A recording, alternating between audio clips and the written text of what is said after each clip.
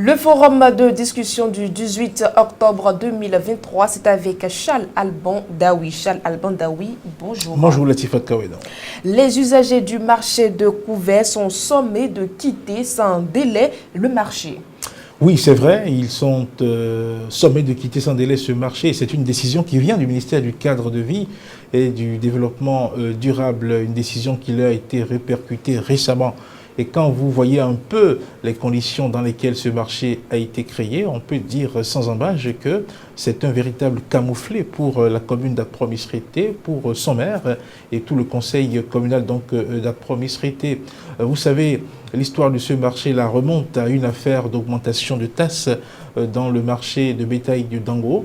Et les vendeurs du marché de bétail de Dango ont estimé que cette augmentation-là, acté par le conseil communal de Dangbo, n'était pas de leur goût, et ils ont donc fait une sorte de résistance et ensuite ils ont fait défection et ils sont venus s'installer donc progressivement sur ce site-là, et la mairie d'Apro-Misrété a accompagné la chose en prenant, mais en délibérant même pour créer je vais dire Esnirilo à partir de rien, ce marché-là. Il faut constater que ce qui était perçu comme une opportunité par la commune d'Apro-Misrété s'est révélé être une mauvaise opportunité, parce que, vous savez, nous sommes dans des relations d'espace et de pouvoir.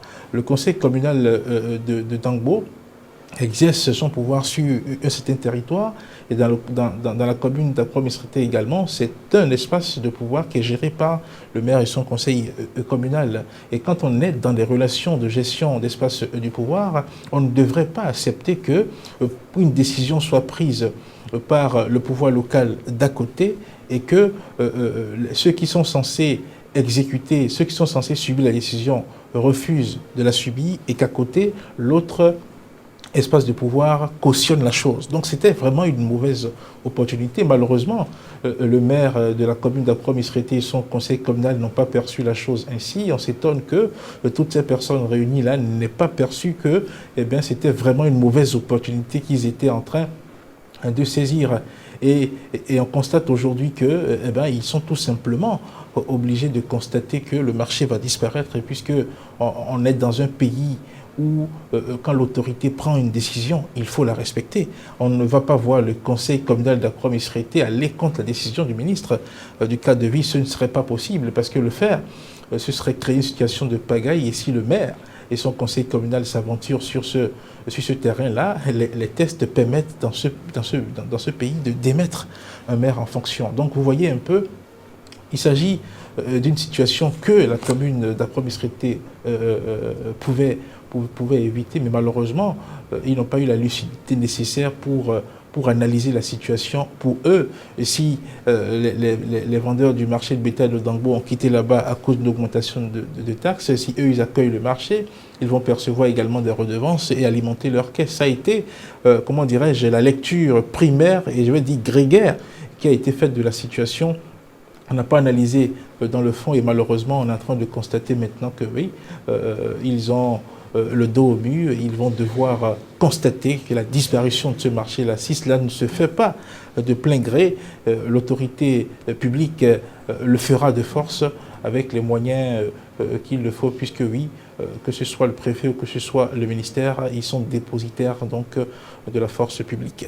Alors Charles Alban Daoui, à qui ces usagers doivent-ils demander des comptes aujourd'hui? Oui, vous savez, c'est clair, ils doivent demander tout simplement des comptes au conseil communal d'Apro-Misrété et à son maire. Vous savez, quand ils ont quitté Dangbo, s'ils n'avaient pas reçu cet avis favorable-là de la commune d'Apro-Misrété, ils ne se seraient pas installés.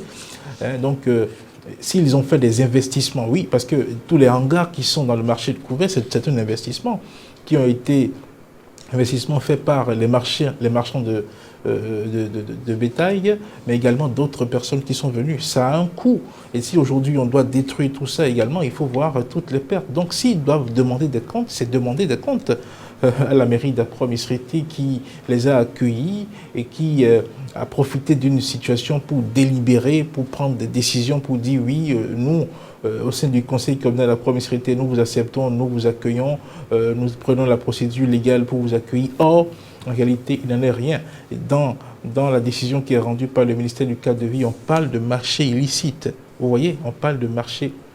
C'est dire combien ça a été une décision prise à la va-vite et qui a plongé tous ces usagers-là dans l'erreur.